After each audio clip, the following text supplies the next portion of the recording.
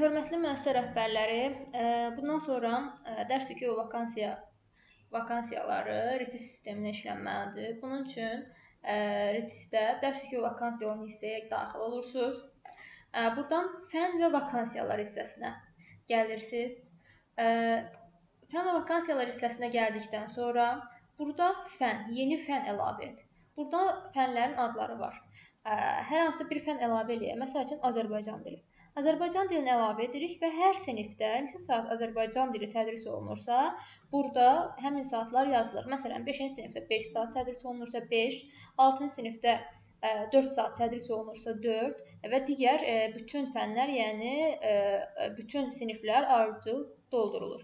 Daha sonra yenə fən əlavə et. Burada başqa bir fən, məsələn, riyaziyyat. Riyaziyyatı seçirsiniz. Yenə bütün siniflərə neçə saat, hər sinifdə neçə saat tədris olunursa, bunu qeyd edirsiniz. Yenə digər fənləri də eyni qaydada əlavə edirsiniz. Yəni bu həm fərdi təhsilə, həm evdə, həm xüsusi, yəni bütün hamısına aiddir. Burada əlavə etdikdən sonra gəlirsiniz sinif tədris planı. Sinif tədris planında biz burada əlavə etmişdik, məsələn, 5 və 6-cı sinifə əlavə etdik elə. Bütün sinifləri siz əlavə edəndən sonra sinif tədris planına gəlirsiniz. Burada artıq tədris planı olan hissə var. Biz 5-ci sinifə fənləri əlavə etdiyimiz üçün mən 5-ci sinifdə sizə nümunə göstərirəm. Tədris planı olan hissəyə basdıqdan sonra bura fən əlavə et var. Fən əlavə edirik. Burada artıq, baxın, mən 2 dənə fən əlavə eləmişdim. Azərbaycan dili və riyaziyyat. Burada avtomatik çıxır. Burada seçirəm, məsələn, Azərbaycan dilini. Həftəlik 5 saatdırsa 5 saat yadda saxlayıram. Daha sonra seçirəm riyaziyyatı. Həftəlik neçə saatdırsa burada saat yazılıbdır və yadda saxlayıram. Yəni bu dərsdir. Burada dərnək və məşğələlər də qeyd edə bilərsiniz. Yadda saxladım.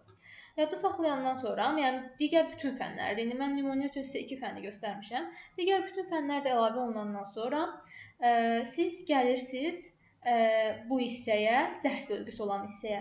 Dərs bölgüsü olan hissədə müəllimlərin burada siyahısı var və siz həmin müəllimə neçə saat dərs yükü verəsinizsə, buradan dərs yükü olan hissəyə daxil olursunuz. Daxil olduqdan sonra burada əlavə et düyməsi var. Əlavə edə basdıqdan sonra sizin əlavə etdiyiniz fənlər burada çıxacaq. Hansı fənlər və neçənci sinif.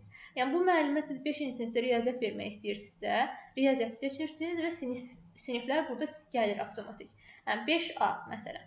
Və əlavə edə basırsınız. Yəni və yenə eyni qayda ilə, yəni digər başqa, məsələn, 6-cı sinifdə riyaziyyat, 7-ci sinifdə riyaziyyat, yəni bu müəllimə hansı fənni və hansı sinifdə hansı fənni vermək istəyirsinizsə, artıq buradan seçim edib əlavə edə basırsınız. Onu basdıqdan sonra isə müəllimin tədris edəcəyi siniflər və dərs yükü burada göstərilir. Daha sonra onu etdikdən sonra isə bu hissə, dərs bölgüsü detallı hissə özü avtomatik formalaşır.